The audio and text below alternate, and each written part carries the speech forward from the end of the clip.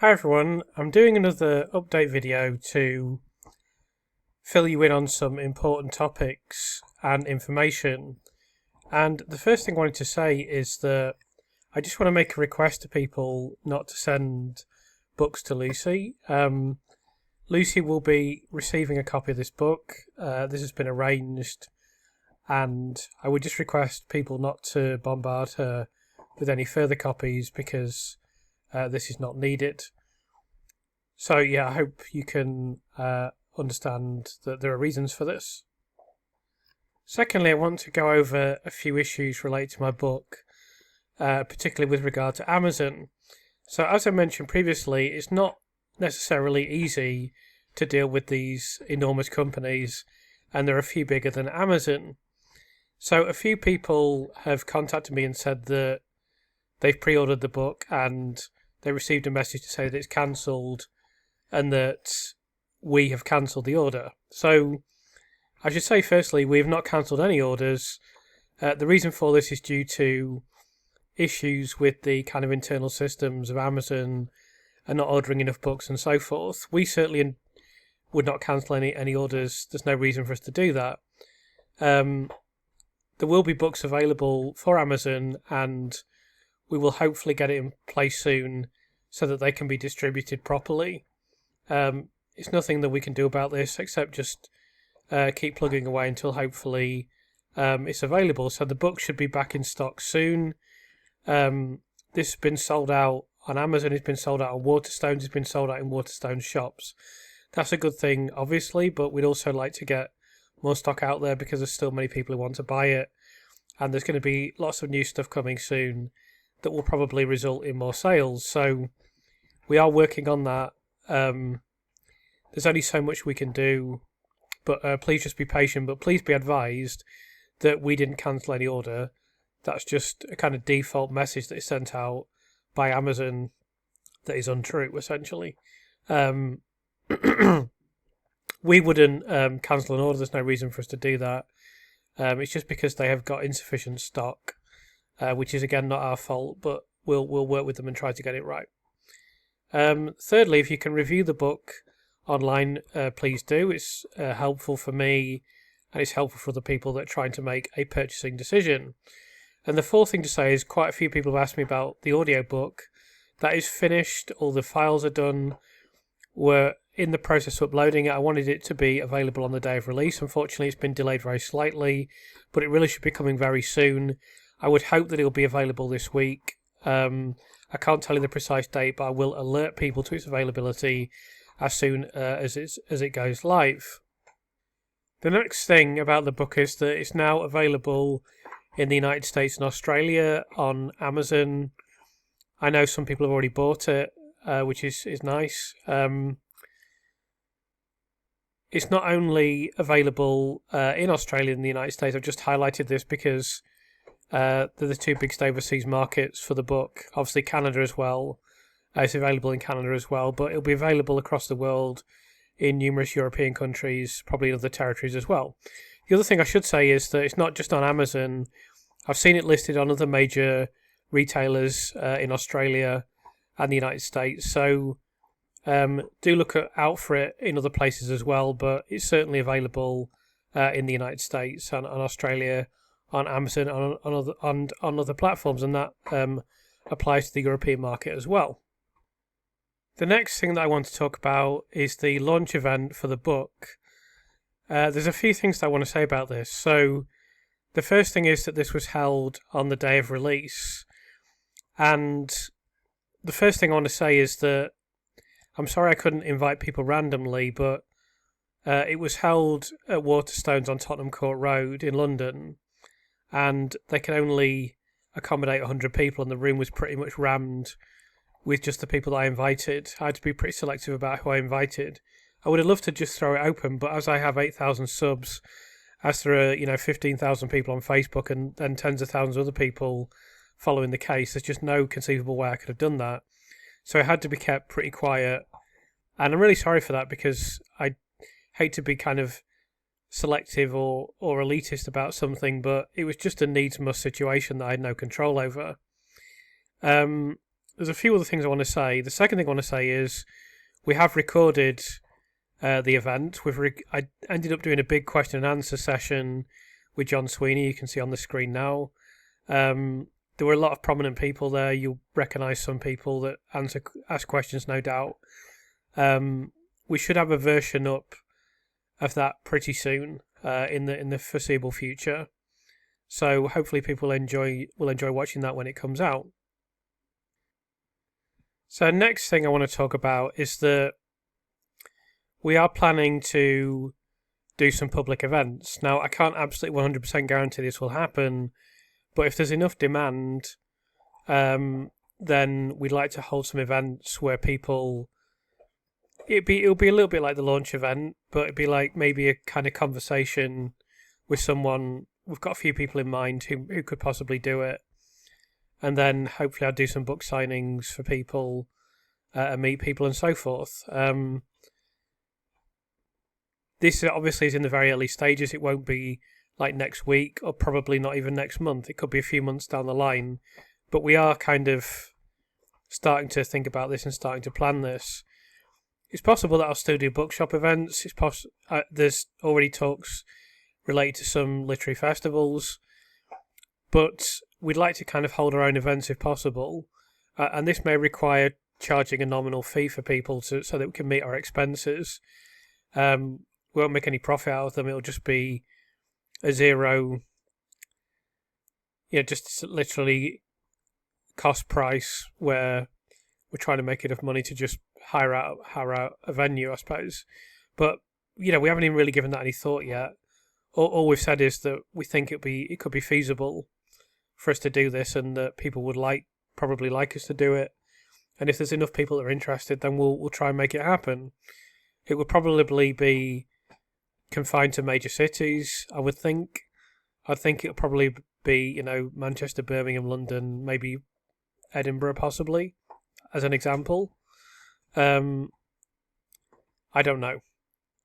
Like I said, we're not even in the planning stage yet. We just had a chat about it and thought this is something people might like us to do, like an Edinburgh Fringe show where it'll be called, In Conversation With or something like that, and there'll be a discussion with a journalist, and then there'll be question and answer session, and then I'll do signings, I suppose. I mean, I did quite a lot of signings in at Tottenham Court Road. I signed a lot of books, maybe 100 books, I think. So I got pretty good at doing my signature, and I got used to writing. So I'd really like to do that for other people. But as I say, we don't know when this is going to be. We don't know 100% if it will happen. But we are kind of making plans to hold some events and be able to give people hopefully a good evening and also allow them to just get their book signed and speak with me for a little while. So the next thing is rather annoying.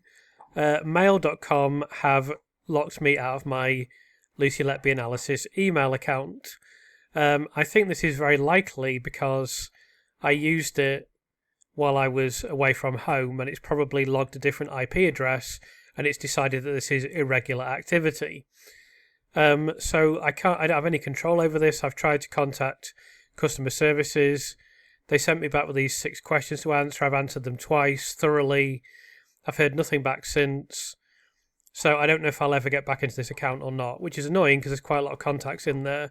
Although I've made a list of people that I need to contact or that I can recall are in that email account. Of course, there's a lot of people I won't be able to recall. I did see a post on Reddit where someone said they suddenly restored my account after a month. So maybe a few weeks down the line they will restore access to this account, and I don't want to set up a new one yet for that reason. But it's getting harder and harder to deal with these companies, isn't it? I mean, if you've got an Apple account or something, how the hell do you speak to Apple? And if you do, you can't speak to anyone in this country, and so on.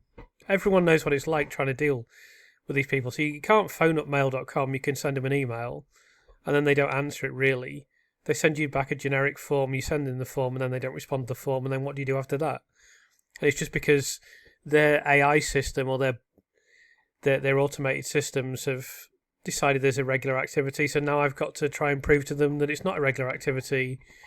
So if you've emailed me recently, I haven't received it. I can't receive it. I can't read it. So don't send any emails to Lucy_Letby_analysis@mail.com until I say so, because I can't read them.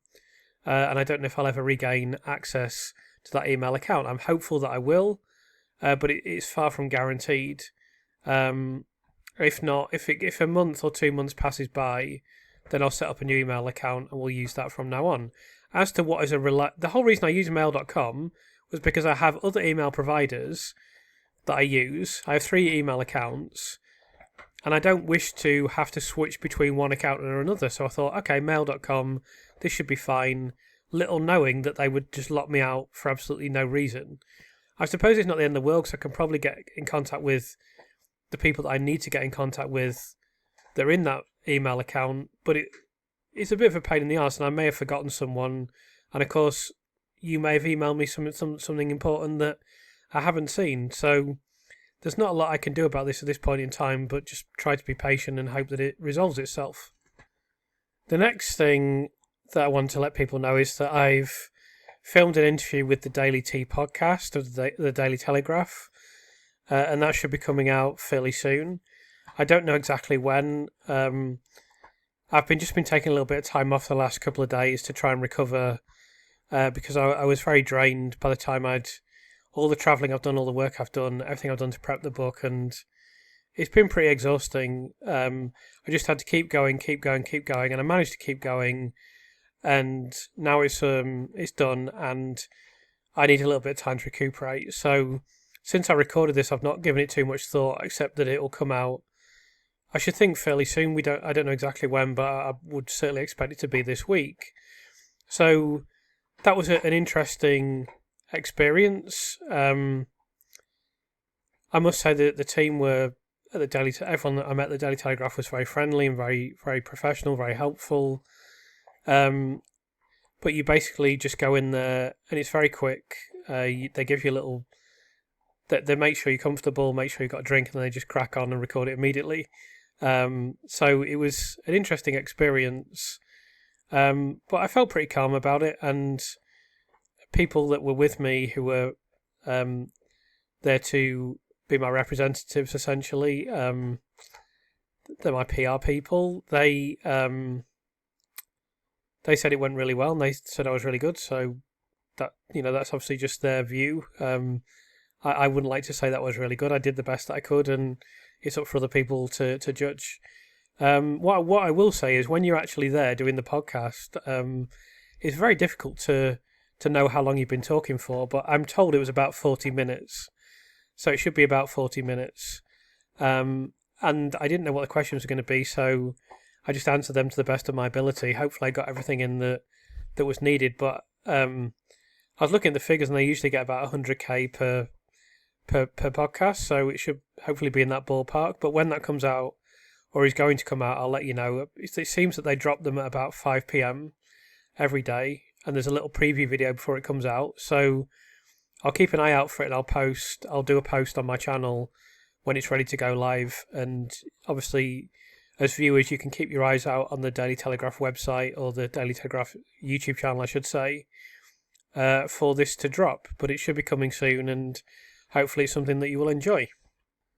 The next thing is, I just want to mention that I haven't been able to interact with comments recently, and that's due to lack of time. I've been travelling a lot and just very, very tired and need a bit of time to myself.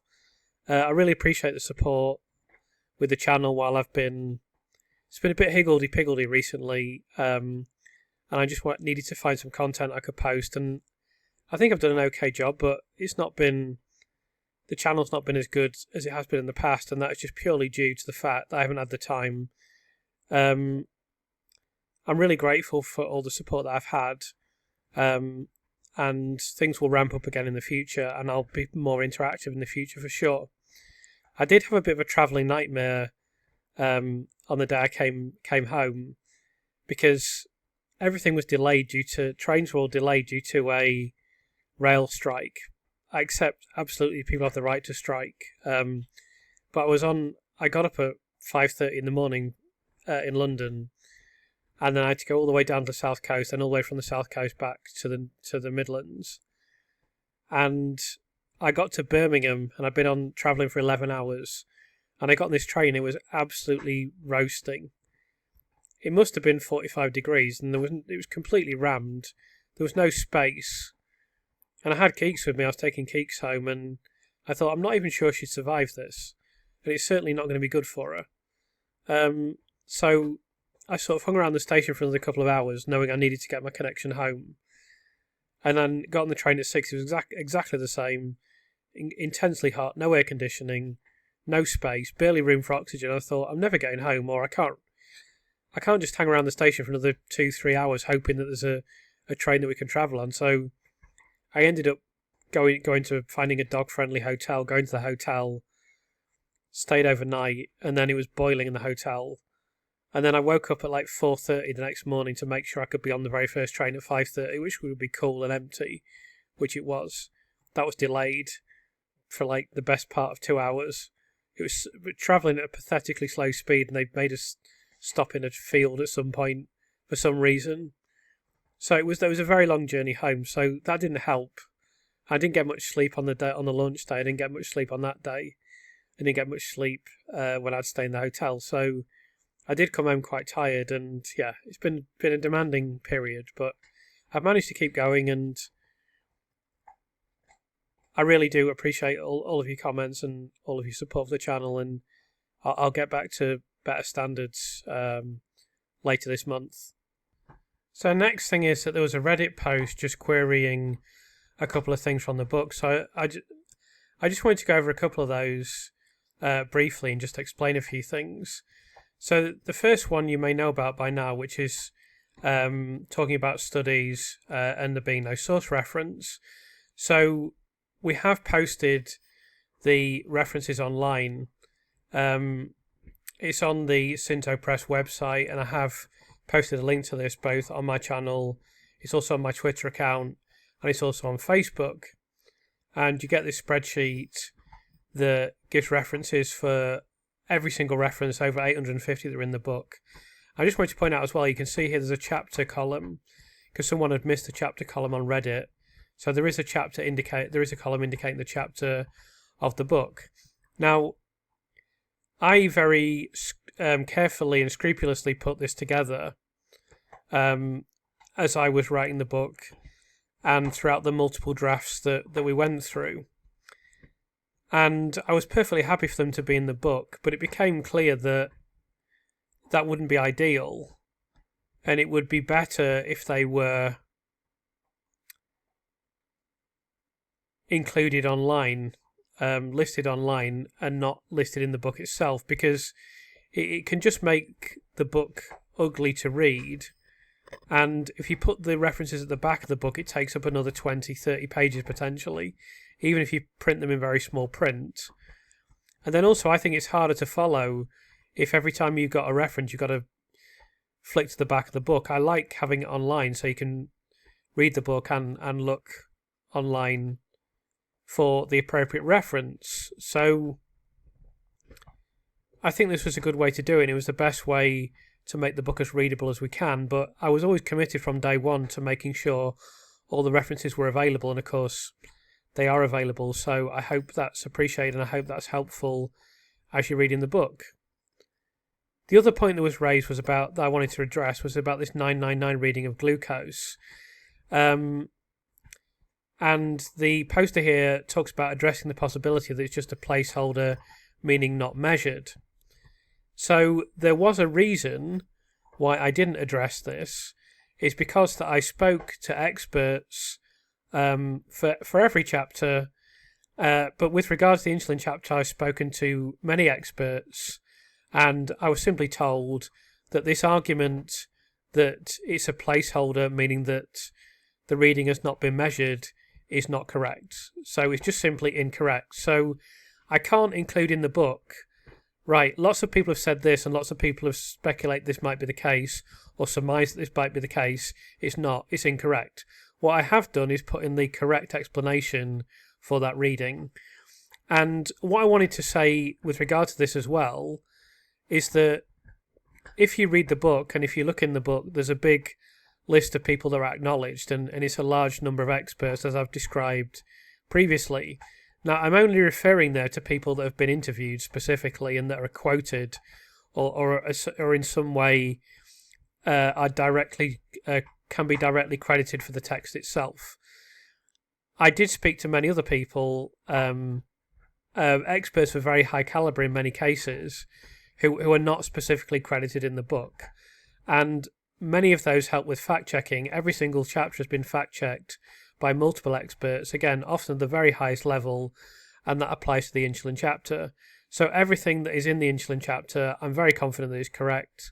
And the reason that I didn't talk about this placeholder meaning not measured is because I was informed by a very informed person that this is just simply not true. So I just wanted to clarify that, and just you may although it's a very, very thorough book, there's an enormous amount of information in there. There may be things in there that you've read previously, and that you may even believe to be the case, and you may not encounter them when you read the book.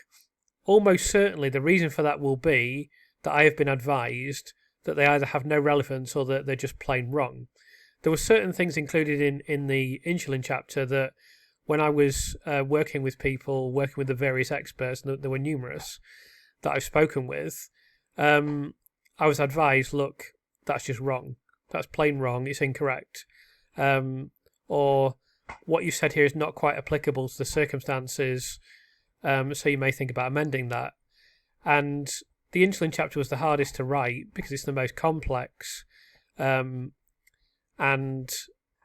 I sought the most advice on that, and I did the most thorough writing of that chapter based on the information that I received. So it's not that I've not addressed the possibility, it's just that we know this isn't the case. I know this isn't the case because I spoke to someone who is very familiar with all of the apparatus that was used, and who gave me very deep, specific, detailed information about every single aspect of the insulin cases, and it's not a placeholder. The explanation for the 9.9 reading is included in the chapter, and that reading I'm extremely confident is correct. So I just wanted to explain that, and also the context of who helped with this book. And I've spoken to many people who are not named, people that are anonymous in the book. There's a reason they're anonymous. Usually the reason is they're a working healthcare professional. More often than not, it's a nurse. Most of the non-nurses have been named, but a lot of nurses that I spoke to are currently working and couldn't be named because of the climate of fear that I describe in the book. Other people are not named at all. They're not even referenced in the acknowledgements, but I did speak to them, and they did offer critical advice or critical insight, critical guidance, and so on and so forth.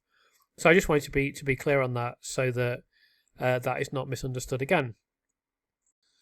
The last thing I want to say is that I can make mistakes. So if you do spot any errors, please feel free to inform me of this. Unfortunately, you can't email me at the moment, which is really annoying.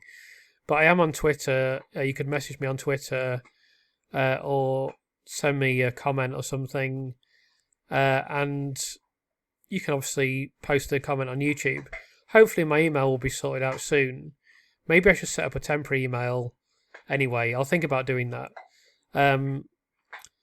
But yeah, for the time being, I think I do need to set up a temporary email so that this can be sorted out. So I'll try to sort that out as soon as possible, and then you can email me if you spot any small mistakes. There's bound to be a few. It's incredibly difficult to proof and go through we have to go through an enormous process of checking with this book. I can't go into all the details, but yeah, if you spot some small typo or some small spelling mistake or something like that, please do let me know. The last thing I want to talk about is the rest of July. So the first thing is with regard to my YouTube channel, there's going to be a lot of great content coming up because I've already recorded multiple interviews with numerous different people, and there's going to be some special content coming up as well, including the launch event from Waterstones, and there's going to be several other interesting videos as well. So that should be really good. I know that I've been cruising a little bit on YouTube this month, but the rest of the month is going to be really exciting and really strong. So I'm looking forward to putting those videos out and for people to be able to watch them. The other thing I wanted to reiterate, as I've stated previously, is that there's going to be more important, exciting stuff coming up in July, not related to myself, that will be released and relate to me as well. There's going to be extra stuff coming, not just on this channel, but elsewhere related to me. And there's also going to be extra stuff coming that's not related to me, but that's related to Lucy's case. So keep your eyes peeled. There's going to be a lot of important stuff. It's already been an important month with the book coming out, and there's going to be more stuff that's going to be released from various sources as the month continues. So do keep your eyes open, because this is only just getting started. The rest of the month's going to be even better than the first half. So just look out for it. With that being said, thank you for all the support again. And as I say, YouTube will pick up pace in the remainder of this month. And I've got so much more to record. And once I have got myself in a better state physically and in terms of my energy, then I will be back to recording as thoroughly as I can, with as much original material as I can for this channel. And I'm not going to stop until Lucy's exonerated. So with that being said, thank you for watching this video, and I'll try to catch up with some of your comments in the comments section. Please do leave comments, it always helps, and I'll speak to you all soon.